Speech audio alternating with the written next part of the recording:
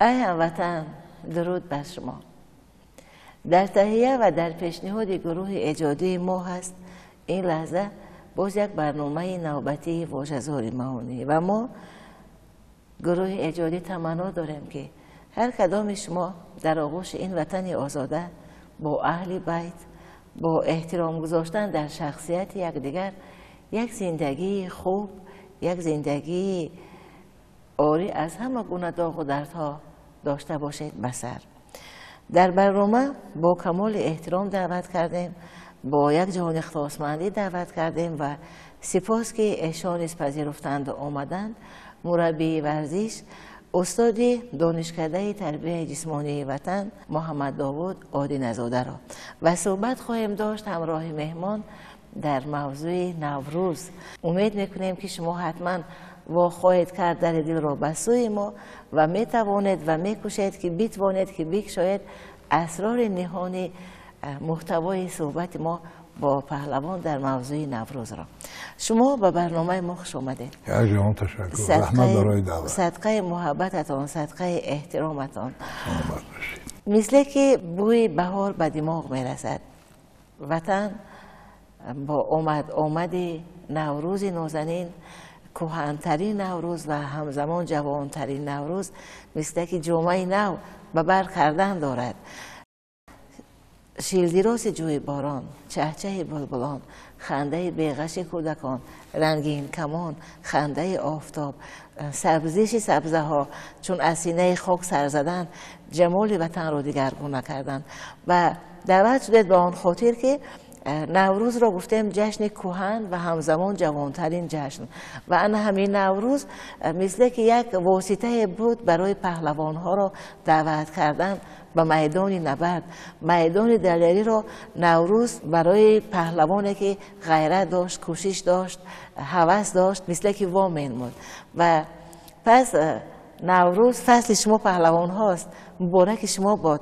هرچند که با شکرانگی دوران صاحب استقلال حاضر به فصل بهار حتما جوان پهلوان امکانات دارد، اگر خواهش دارد، اگر ذوق دارد، میدانهایی هست که تمرین بنماید، میدانهایی هست که زور بازو را بیازماید و اما در اولها در آغاز برای پهلوان میدان بود، میدان بهاری بود، جای هنرنمایی او.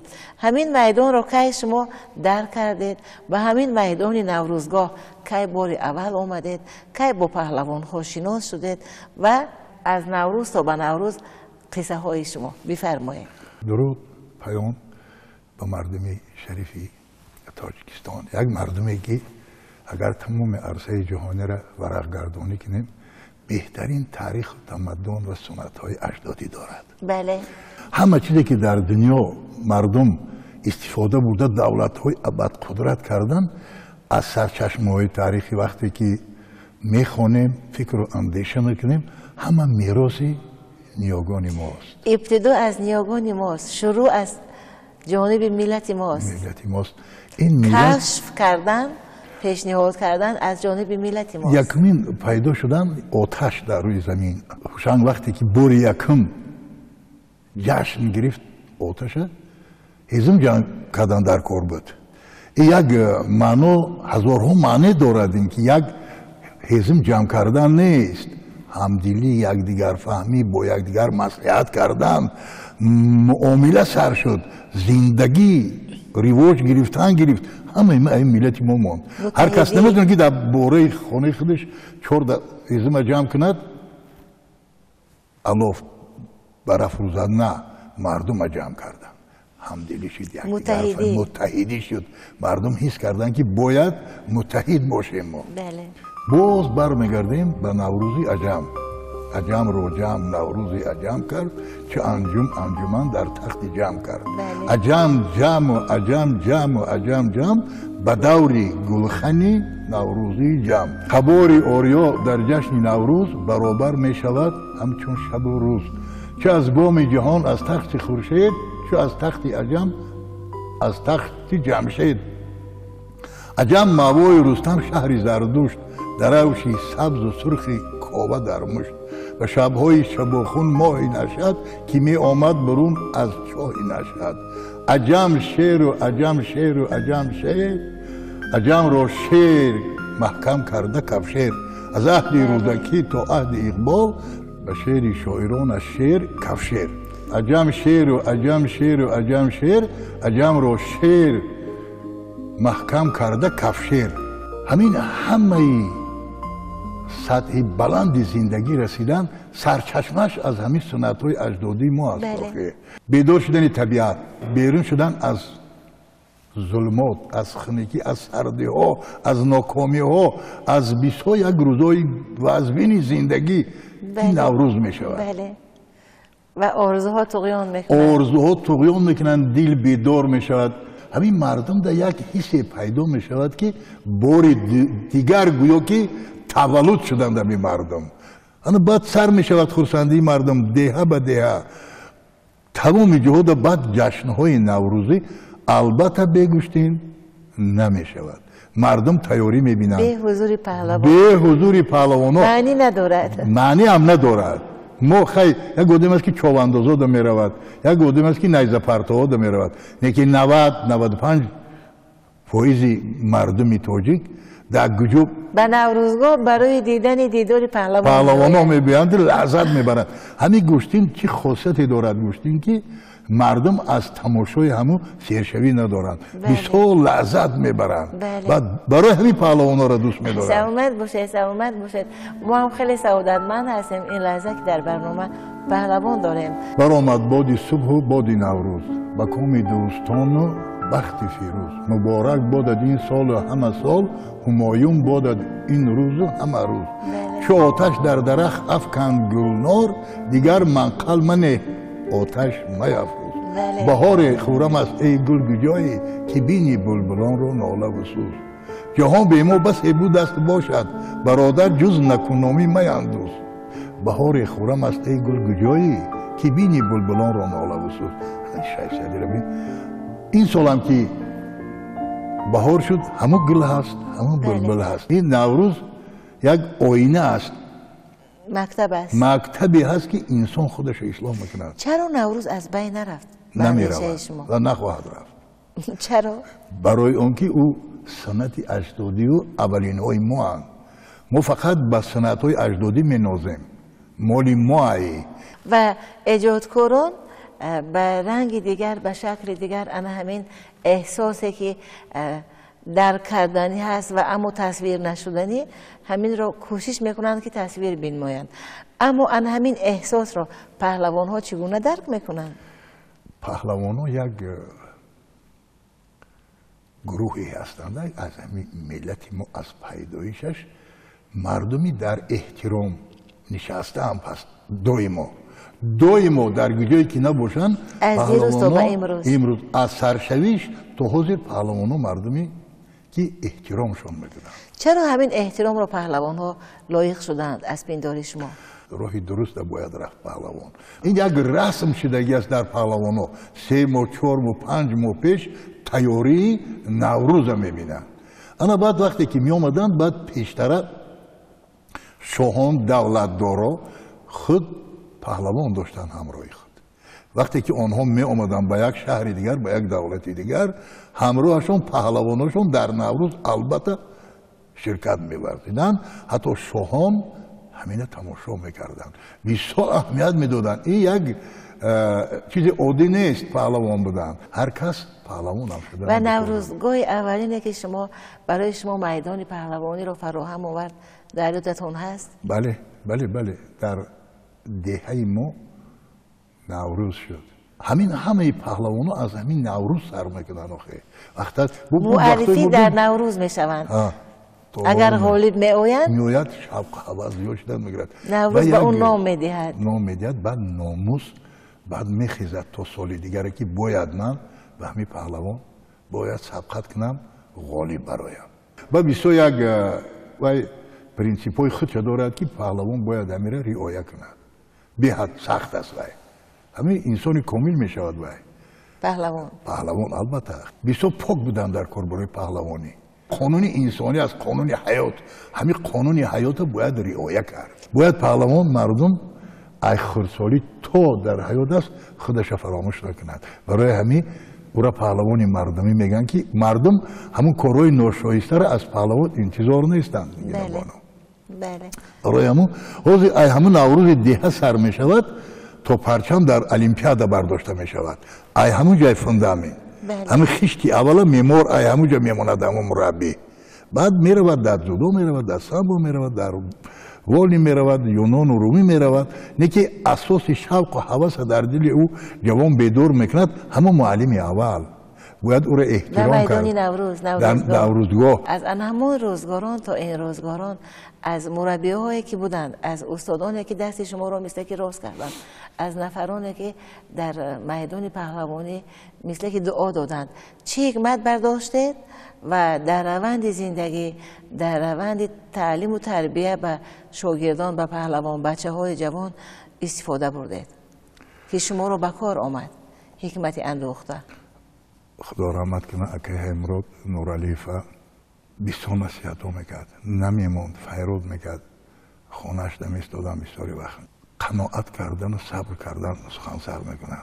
ما را استادا میگفتن که شما برای تمام مردم پهلوانید، برای یک فیض‌آباد یا برای یک کلوب یا برای بدخشانه. پهلوان ملت دارد، محل ندارد. محل ندارد. همین روز وقتی که پرچم کشور برداشته میشود، کمتری که خونی همین جوانمردی و پهلوانی داری او شب تو خواب نیستی.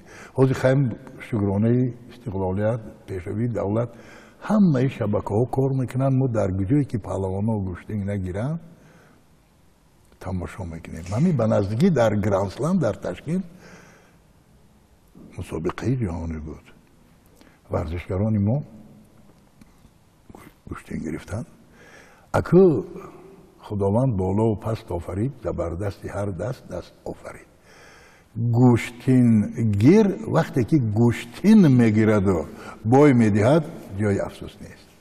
در حقیقت مردک تمرین کرده بود است. در وزن 73 کیلو اسدالله محمدی گوشتین گرفتن. همون بهترین پهلوان سیاره در وزن 73 از ازبکستان بود. 10 منوت گوشتین گرفتن. 5 منوت وقت تمام شد. 5 منوت دیگه وای کردن. این 19 ساله و 28 ساله مردم در حیرت ماندند به این شیر بچه تاجیک. چه خیلی و فخر نکنیم. از نوروز تا به نوروز اگر توجه میکنید به روند زندگی خویش و همزمان به روند زندگی جامعه چی میبینید که موجب افتخار باشد؟ ما نادرترین ملتیم در دنیا. فقط برای نادرتر بودن ما را جهان فهمد، ما باید که زبان جهانی قدی گپ زنیم. مکتب. زندگی از نوروز تا نوروز تو یک هشدار میدهد. همین نوروز می آموزاند را. تو باید که هر سن سال سالارتر باشی، با عقلتر باشی، با آدابتر باشی. یک نصیحتی کنی که ایمن و شما جوانا یکی گرفته تمانند. از همین نوروزی که آمدن دارد، از همین نوروزی که حضورش اینقدر دیدنش اینقدر به دلها فرح می‌فزاید. پهلوان همصحبت ما در این نوروز برای خود و برای اهل جامعه چی خواستگار هستند؟ زیکوی یار می آید نسیمی باد نوروزی، از این باد گر مدد خواهی چراغ دل برافروزی. چه گل گر خورده داری خدا را سر اشرت کن که قارون را غلط ها داد سودای زراندوزی. زی جام گل دیگر بلبل چنان مستی می لال است که زد بر چرخ فیروزه سفیری بخت فیروزی. و صحرا را که از دامن غباری غم برافشانی، و گلزار آی که از بلبل سخن گفتن بیاموزی. چه امکان خلود ای دل در این فیروزه ایوان نیست، مجال عیش و فرصت دام به فیروزی و بیروزی. طریق کام بخشی چیست؟ ترک کام خود کردن، کلاه سروری آن است که از این ترک بردوزی. سخن در پرده میگویم چه گل از اونجا بیرون ناید که بیش از 5 روز نیست حکم میری نوروزی. ندانم نوحه قمری به طرف جوی باران چیست، مگر او نیز همچون من غمه دارد شب و روزی. می دارم چو جان صوفی میکند عیبش، خدایا هیچ عاقل را مبادا بختی بدروزی. جدا شد یاری شیرینت کنون تنها نشین ایشم، که حکم آسمان است این اگر سازی و اگر سوزی. بیا ساقی که جاهل و غنیتر میرسد روزی، میان در مجلسی آصف و نوروزی جلالی نوش که بخشد جرعه جامد جهان را سازی نوروزی. جنابش پارسایان راست مهراب و دلی دیده، یمینش صبح خیزان راست روزی فتح و فیروزی. نه حافظ میکنه تنها دعای خواجه تورانشاه زیمت آصفی خواهد همین ایدی و نوروزی. چو امکان خلود ای دل در این فیروزه ایوان نیست، مجال ایس فرصت دام به فیروزی و بیروزی. اگه ایوان همین دنیا ما اومدیم دیگه قفاگردی نیست، باید که برای حیاتی زیبا و رنگین مهنتی صاف دلانه کرده در کار است. همین آسایشتگی که از سبب مردان بزرگ ملت به ما نصیب کرد پروردگار کرد، همین را ابدا کند، پایدار باشد. فقط خنده چقچقی کودکان و اشک شاده ریختن مادران باشد. این وابستگی دارد از همین خلق خودی ما همین را میکنیم. مثل که زندگیمون نوروزگونه باشد، مثل نوروز پررنگ، مثل نوروز سرد آب، مثل نوروز سبز، مثل تپیش، محبت اگون کردن در کار نیست. بله. باید که بین یکدیگرمان وقتی که ما رو آفریدگار آفرید دست یکدیگر را گرفتن در کار است. آن رفیقی که به هنگام غمم دور نرفت، زیر شمشیر غمش رقص کنان خواهم رفت. حضرت خواجه حافظ میگه باید در بر یکدیگر باشیم که این برای ما شما در کار میشه. و حکمت نوروز هم همین است. بله. طلبات نوروز هم همین است. همروان بودن، همزبان بودن. بله. با یکدیگر، با هموطن، با همزبان. خصلت‌های نجیب انسانی را در نوروز جنبست کردم و به مردم شریف تاجیک میگم که نسل کلانسال همیشه تخم محبت بکارند. شاعر گفت همت بلند دار که مردان روزگار از همت بلند به جای رسیدند. همت شما بلند باد، سلامت باشد. تمنا میکنیم که زندگی شاگردانتان، پهلوانهای جوان که ملت از ایشان امید دارد، مثل نوروز وطن سبز باشد، پررنگ باشد، شاداب باشد و پرفیض و پربرکت. و برنامه ما خوش آمدید. نوروز در زندگیتان، نوروز در اندیشهتان، نوروز در کار و پیکار و کوشش و تلاش و طلب و پرخواش های بعدی. سلامت باشید. بار دیگر به برنامه خوش آمدید. بینندگان بسیار گرامی، در برنامه نوبتی واژه‌زار معانی حضور بسیار مبارک داشتند. ابراز اندیشه های بسیار سبز و بکر بنمودند. مربی ورزش، استاد دانشکده تربیت جسمانی وطن، پهلوان محمد داوود عادی نزاده که اینک فشرده صحبت مهمان پیشنهاد تعبیر لطیف شما کردید. پیشنهاد از ما قضاوت خاطر از شما. بهار در زندگیتون، یک زندگی پر از خوبی ها، پر از خوشی ها، یک زندگی بهار آلوده، یک زندگی بهارگونه نصیب ما و شما. تا دیدارهای بعدی.